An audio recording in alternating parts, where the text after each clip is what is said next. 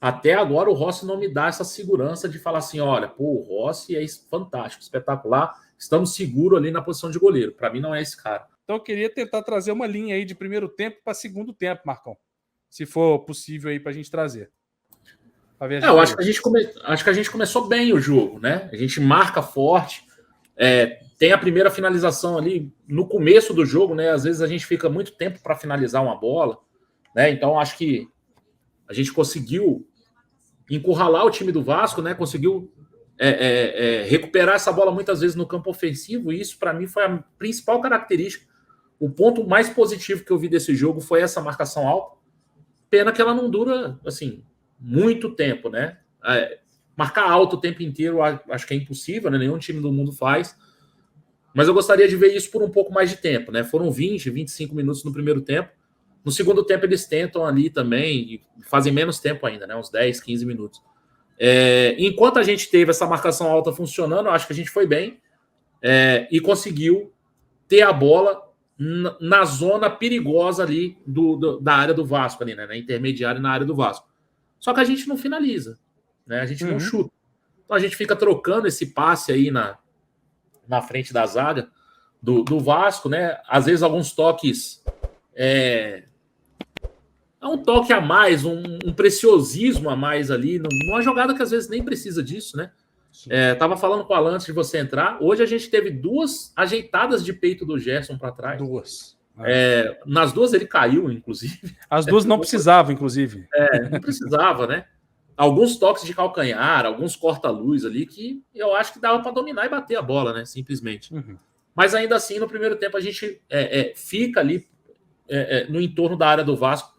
Pelos primeiros 25 minutos ali, até a parada técnica, a gente estava bem. Depois disso, o Vasco consegue sair um pouco lá de trás, né? E numa dessas bolas tem a cabeçada do Verratti, né? Que o Léo Pereira tira ali da área. E quando o Vasco sai, né? O Vasco consegue marcar um pouco melhor a nossa saída de bola.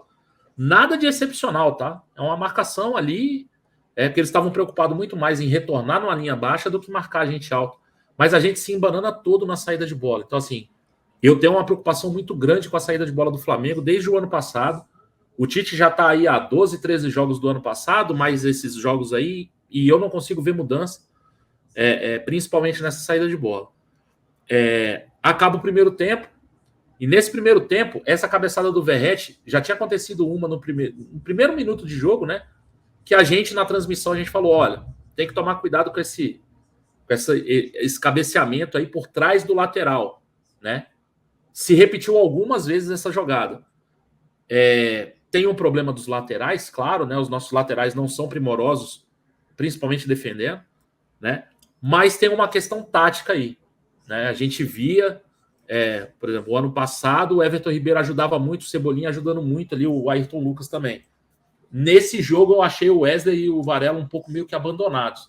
Então, às vezes, você virava a bola, né? O Vasco virava a bola, tinha 2 jogadores do Vasco contra o Wesley tinha que vir recuando, não tinha como dar bote, né? Até chegar alguém ali. Muitas vezes o De La Cruz não chegou nessa bola, né?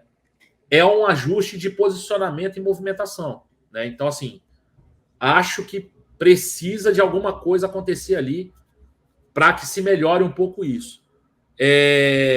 O segundo tempo começa, a gente é melhor de novo no segundo tempo, né? Consegue ter de novo a posse de bola numa área perigosa do Vasco, continua não chutando as bolas, né?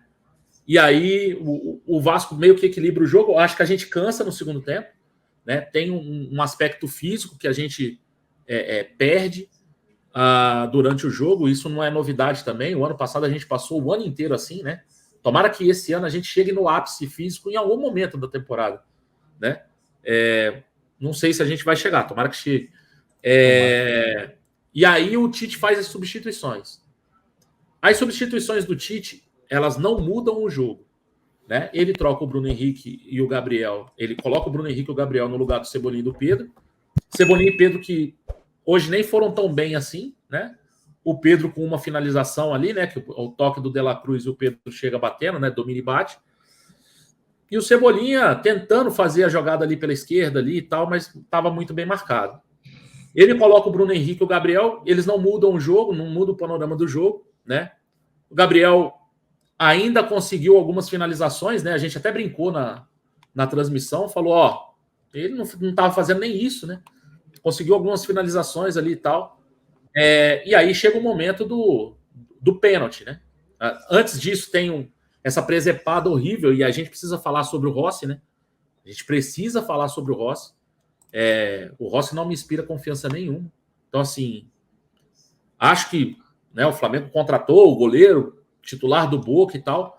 Até agora o Rossi não me dá essa segurança de falar assim, olha, pô, o Rossi é fantástico, espetacular, estamos seguros ali na posição de goleiro. Para mim não é esse cara, né? Mas acho que depois disso o Flamengo ainda continua melhor, ainda continua tendo algumas oportunidades. E aí vem o pênalti, né? E aí o pênalti é o anticlímax que eu falo, né? A gente tem um pênalti aos 42 do segundo tempo, você faz o gol ali, mata o jogo, né? 44, né? O pênalti acaba sendo batido aos 44, né? Você tem o pênalti ali para ser batido, e aí a gente simplesmente erra o pênalti com uma batida. Sei lá, cara, não sei nem classificar a batida do Gabriel.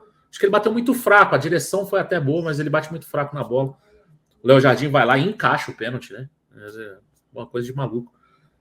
E aí é tudo aquilo que eu falei. É um cara que tá numa fase ruim, que bate um pênalti mal, perde o pênalti, a gente querendo que ele saia dessa draga, né? Ele também não consegue.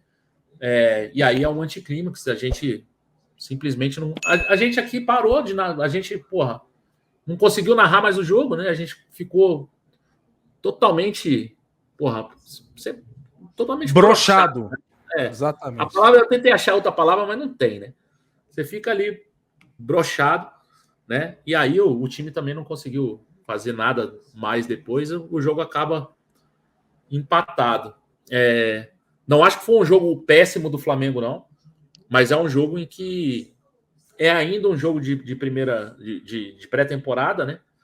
Mas era um jogo que eu esperava um pouquinho mais do Flamengo, nem que fosse no estado anímico da partida, sabe? Aquele negócio, ó, estamos jogando um clássico, temos que ganhar o clássico e tal.